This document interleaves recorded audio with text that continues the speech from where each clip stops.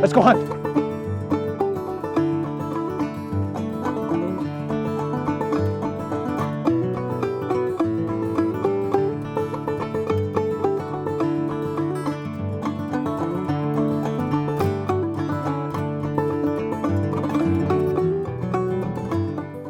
My name is Pete Coppolillo. I'm the Executive Director for Working Dogs for Conservation, and I am a hunting buddy of Dr. Felon's husband.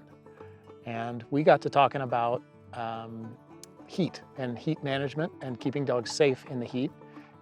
In our work with professional working dogs, we've got dogs all over the world, and in Africa in particular, heat is the biggest killer, is the most dangerous thing and the biggest killer of dogs. So it's something we worry about a lot and we think about a lot. He invited me to share my and our thoughts and experience on heat with dogs. So hey, get out.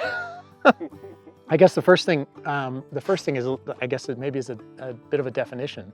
There's heat stress, and there's heat exhaustion, and then there's heat injury, or also called heat stroke. We really train our folks to intervene, to look for heat stress, not heat stroke. And the reason for that is if a dog gets into odor, whether it's bird scent or tracking poachers or finding whatever they're trained to find, they're very driven, and they're not going to stop. And so we want to keep them below that heat stress threshold, because at any time they may turn up the heat, turn up the gas. And of course, when a dog is actively scenting, they close their mouths.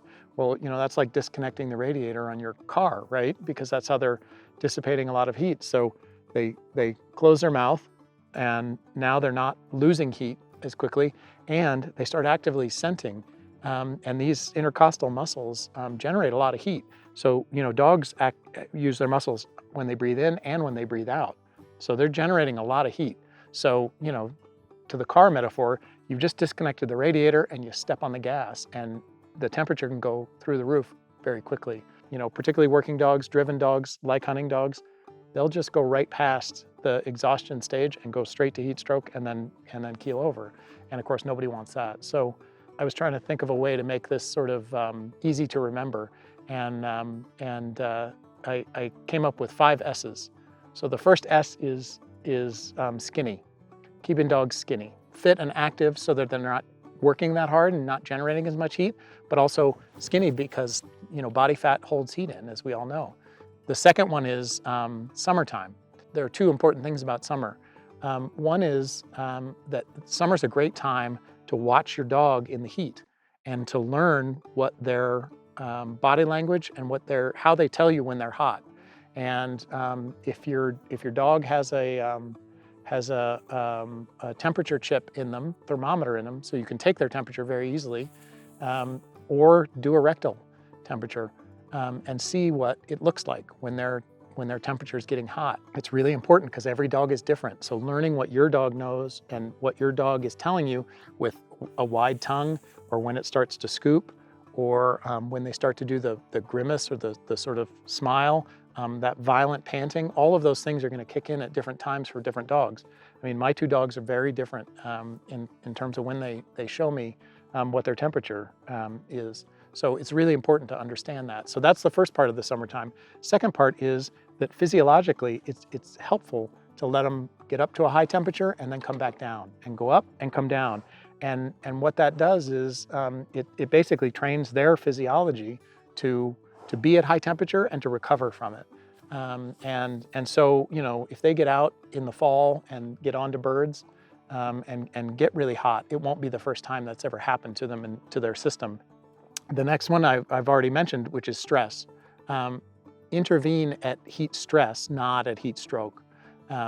If they're staggering, if they're starting to look drunk, and we've gone way too far, and that's hurting them, and hunting and recreation, it's just not worth it. And in fact, even for working dogs, it's not worth it, because we're compromising their ability to keep doing their work, and that's just too dangerous. We don't need to do that.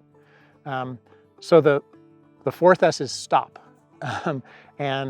Stopping often and both checking their temperatures and making sure that they're at a reasonable temperature before they get into birds or they get into odor or tracking or whatever. Because like I said, as soon as they get onto that, you know, start working and start actively scenting, their temperature is gonna increase. Even if they're not running hard, if their nose is on the ground and they're sniffing hard, their temperature is gonna go up. So stopping frequently, but also during those stops, you know, watering them. Bertie, want a drink? Not so much. For a long time, I took pride in the fact that he would drink from the squirt bottle. However, I learned two things. One is that particularly when their head is up and when they're panting really hard, they're more likely to aspirate and to suck the water down into their lungs. And you know, you waste a lot of water when it's spraying all. And I now carry a bowl all the time so that I can just give them their water. As you can see, he's more inclined to drink from the bowl. But also, the other really good thing about having a bowl is you pour it back in the bottle after, so you don't waste any water. The fifth S is also stop, which is at the end of the day, and this was something that was news to me that I learned from military working dogs, is that stopping when they're hot, when they're very hot, stopping is the right thing to do, but you're not out of the woods when they stop. In fact, a lot of people take that dog and put them in their crate to calm them down and get them quieted down and not generating any heat anymore.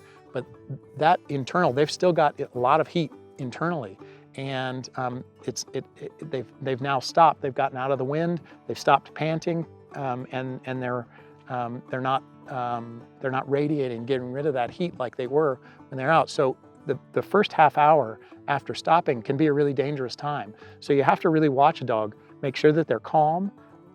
They're in the shade, you can get them wet, but also give them the opportunity to continue to radiate and get rid of that heat. Let them walk around and be in the breeze, or put a fan on them. Make sure that half hour after, while they're cooling down, that they've got the opportunity to lose the heat. He got hot and gassed, but he did a good job.